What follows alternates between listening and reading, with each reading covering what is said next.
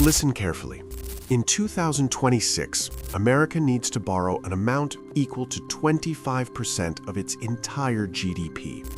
And right at that critical moment, what if the world's biggest foreign buyer steps back from the market?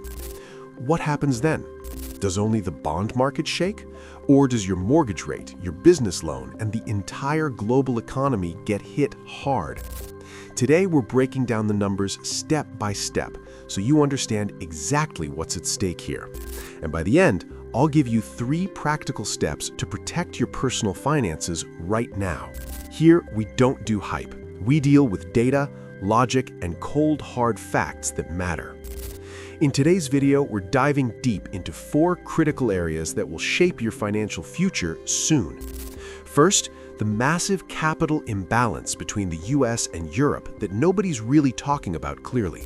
Second, the actual mechanism of the Treasury market and why it matters to your daily life tremendously. Third, what happens if the EU stops buying or even starts selling their Treasury holdings strategically?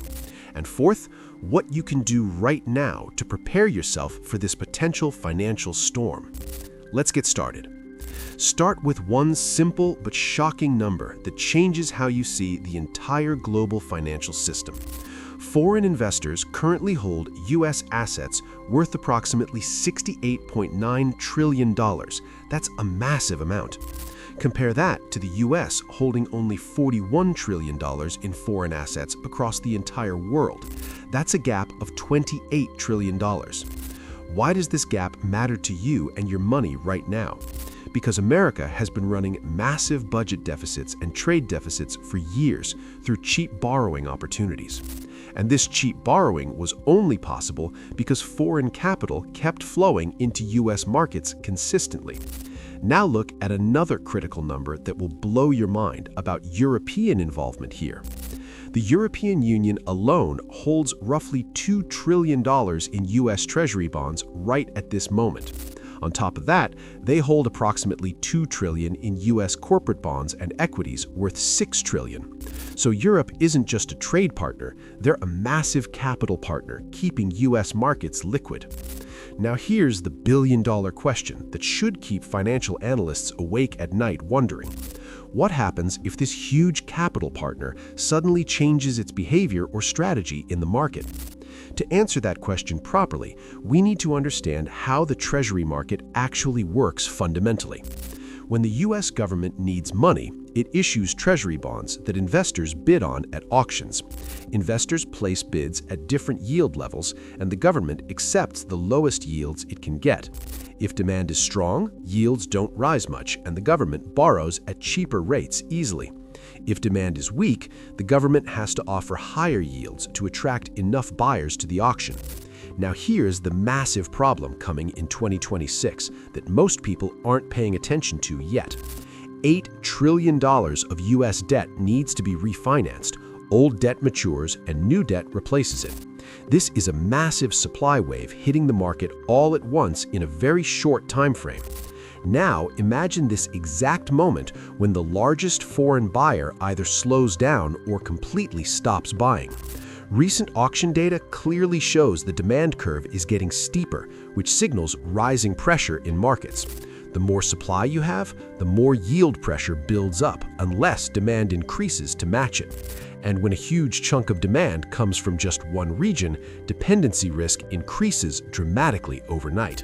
Let's walk through 2 scenarios to understand the real impact on markets and your personal finances. Scenario 1. Europe just stops buying new treasuries but doesn't sell what they already hold currently. They don't dump anything, they just stop being the incremental buyer they've always been for decades. This means the market's biggest incremental buyer is suddenly removed from the equation completely and immediately. Yields will rise because someone else has to absorb that massive supply that's hitting the market constantly. Scenario 2. Europe decides to sell just 20% of their current treasury holdings over a short period. Research strongly suggests that a $100 billion sale can push long-term yields up by 19 basis points. If 20% gets sold, we're looking at approximately a 1% yield spike across the entire treasury curve. If the 30-year yield is at 4.5% today, it could jump to 5.5% in this scenario quickly. That's not a small movement. That's a seismic shift in the entire global financial market structure. Now, here's the most important part that directly affects you and your family's financial situation immediately. Treasury yields act as the base rate for the entire economy.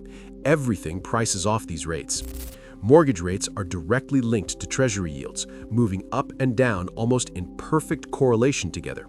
Business loans are linked to these rates, affecting every company from startups to massive Fortune 500 corporations. Credit cards and all consumer finance products are indirectly linked through this same interconnected financial system. If long-term yields jump by 1%, your average mortgage payment increases noticeably every single month forward. For businesses, borrowing becomes more expensive, making expansion plans harder and growth targets more difficult to hit. Economic growth slows down, jobs become harder to find, and pressure builds across the entire economic system. This is why the bond market isn't just a game for Wall Street traders in suits anymore. It's the foundation of the real economy that affects your job, your home, and your future directly. Now, let's address an important balance point that many people miss in this entire heated debate. Is the US completely helpless if Europe backs away from treasury markets or starts selling their holdings? No, absolutely not.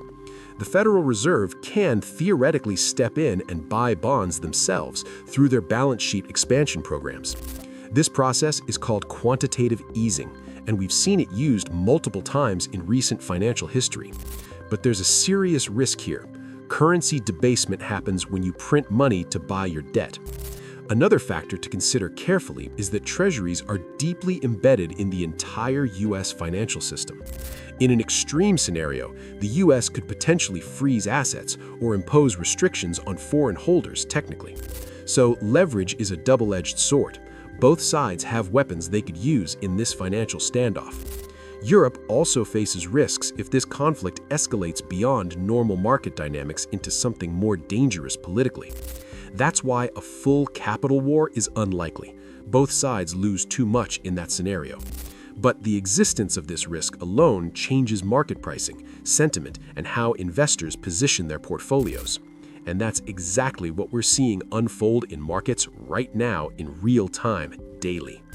So, let's summarize everything we've covered today into clear, actionable points you can remember and use. In 2026, a massive refinancing wave of $8 trillion hits the market all at once, suddenly. Europe is the largest foreign treasury holder with enormous influence over yields and market stability going forward. Any demand shift from Europe will directly impact yields, which then ripple through the entire real economy. And those yield changes will impact your mortgage, your business loan, and every financial decision you make. Now, here are 3 practical steps you can take right now to protect yourself and your family's financial situation. Step 1. Build and maintain a strong emergency fund covering at least 6 months of expenses minimum. Step 2. If you're planning to get a mortgage, monitor the rate environment closely and lock early. Step 3. Diversify your portfolio properly. Consider short-duration assets and real assets like commodities strategically. Don't panic in the market, but definitely have a solid plan in place before things get volatile. If you found this analysis valuable and eye-opening, hit that like button and subscribe to the channel. Drop a comment telling me your biggest concern. Is it mortgages, gold prices, or bond market volatility? In the next video, I'll break down actual Treasury auction data line by line to show you exactly what's happening in markets right now in real time. See you in the next episode.